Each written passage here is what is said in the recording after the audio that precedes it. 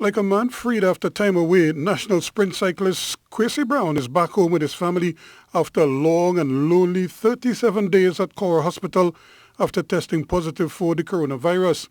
The speedy wheelman, who had earlier qualified for the Tokyo Olympics before it was postponed, had his life take an unfortunate twist early last month.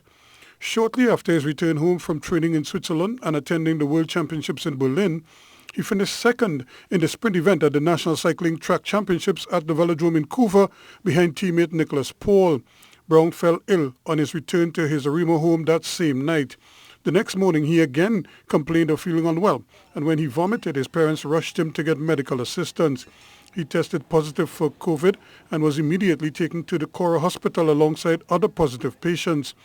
He obviously missed his pet event, the elite men's carrying that same night, where Paul again held sway to do the sprint double.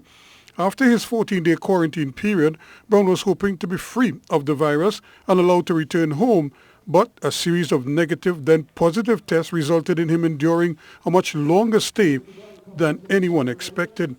In the end, as the numbers dwindled at Cora, with more and more groups being sent home after 2 negative tests, Browne had to endure.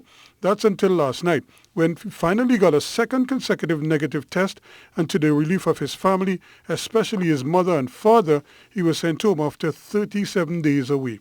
His father, Joel Browne, says the first move is to get him back in the swing of things, starting with some further medical tests to see how soon he can resume his training as he looks ahead to joining Paul and roadster Tennille Campbell at next year's Olympics in Tokyo. Ruskin Mark, TDT Sports.